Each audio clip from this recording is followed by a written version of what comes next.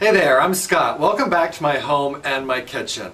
You know, today is probably our first really cool day of fall, and I thought we'd focus today on probably my #1 most requested recipe here, and that's for a traditional Cajun gumbo.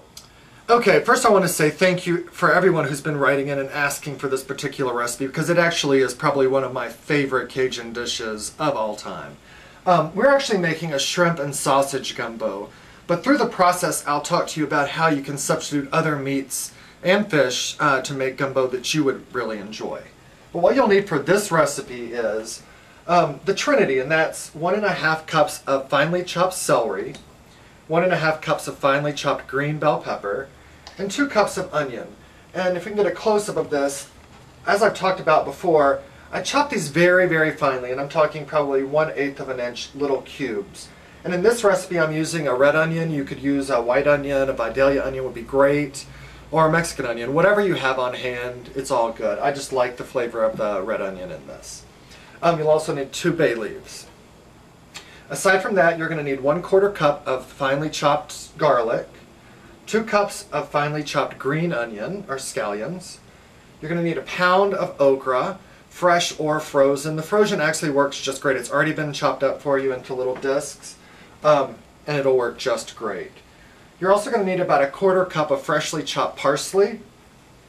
Then for the roux, we're going to need 1/2 cup of vegetable oil, or peanut oil, or canola oil, or 1/2 cup of flour. You need 2 pounds of fresh shrimp, peeled and deveined, a pound of andouille sausage, or the sausage of your choice.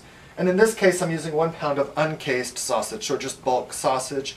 You could use the kind encasing and cut that into little discs if you prefer. I just like the way the texture of this breaks down and sort of adds to the overall dish.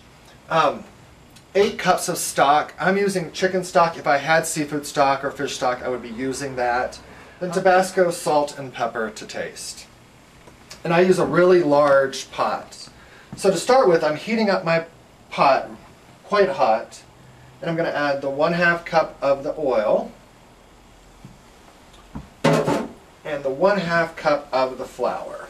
Right, I've added the oil and the flour, and as you can tell, it's just starting to turn just a little bit toasted, sort of a, gosh, just a light sand color. And the minute that starts to happen, I'm going to turn the heat on my stove down to just below a medium. And we're going to stir this constantly. And we're really looking for this to become a dark, rich brown flavor, almost the color of melted chocolate or really dark coffee. So stir and stir and stir constantly until that happens, and it should take about 20 to almost 30 minutes sometimes.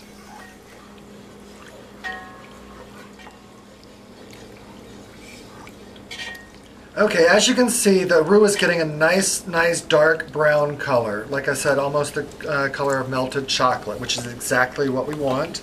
And the roux here, it's an important step to actually go ahead and make it this dark. First of all, it's going to add a nice thickness to our final gumbo, but it's also going to add a very deep, rich flavor to the gumbo, which you will not be able to get any other way. Okay, so when you get to the color that you want on your roux, which, like I said, it took me about 20 to 25 minutes to get it this dark, I'm going to add our onion, bell pepper, and celery to the mix. Get all that in there, and the 2 bay leaves went in as well. And give this a nice stir and get all that incorporated into your roux.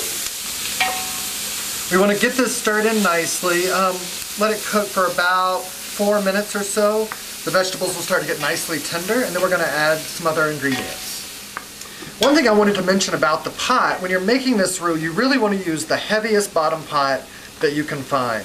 Otherwise, a thin steel or a tin pot, your roux will scorch and burn, and it'll give a horrible bitter flavor to the gumbo, which you won't be able to use. And also, don't try to rush making your roux. Like I said, that bitter flavor is something you're not going to be able to get out of the final dish, so if you do burn it for some reason, go ahead and pour the flour and the oil out and start over. So in here, the vegetables are getting nicely tender. I'm going to add our 1/4 cup of the minced up garlic. Give that a nice stir. The next ingredient we're going to add is going to be the okra. And a lot of people think okra is gummy and sort of gooey. And the only reason it's like that is because it has not been cooked properly. When you cook your okra, you want to put it into your hot pan. We're going to stir it around, and if you notice on the sides of the pan, you'll start to see little strings, sort of a gelatinous string start to form. You want to cook this until you don't see those strings any longer.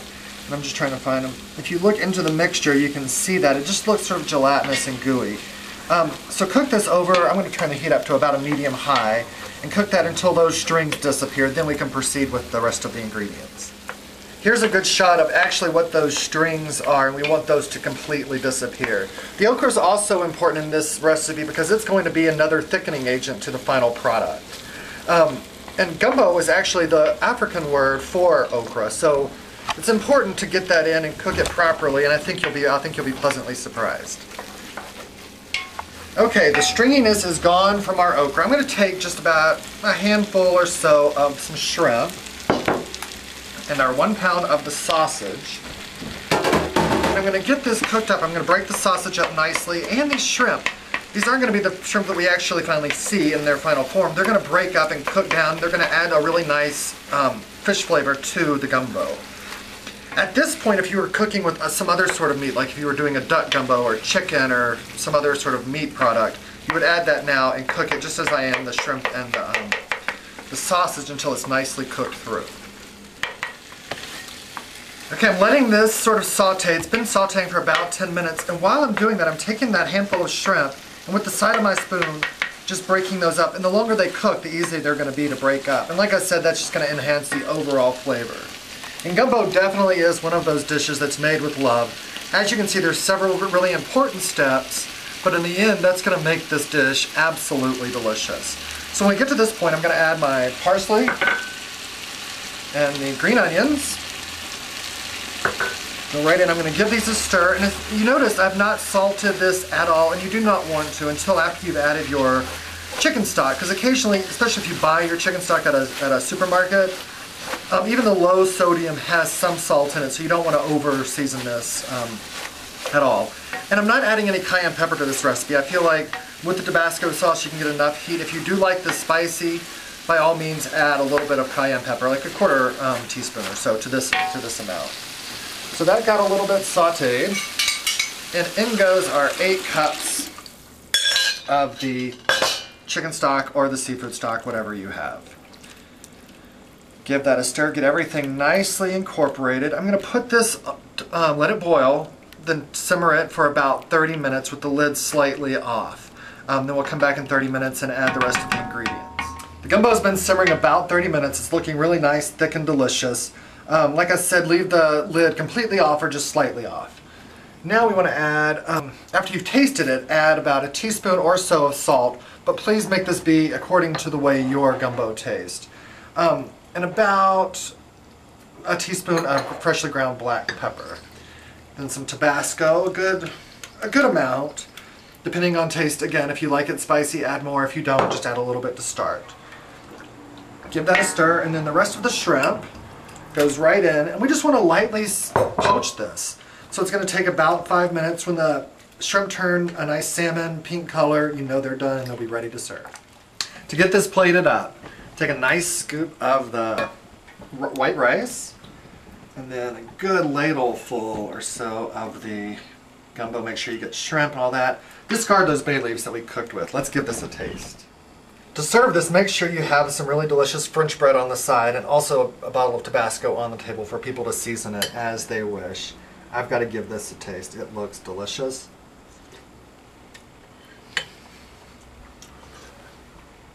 It's warm and delicious, and it's great on a cool fall or winter night. If you're hosting people over to watch a football game or a movie, or just having people over for dinner, it's an excellent dish, and I hope you'll try it. So as always, thanks so much for watching, and please feel free to email me at scottindenver@msn.com should you want to make a comment on this particular video or ask me to prepare a recipe for you. I'll be happy to. Alright, have a good day. Bye.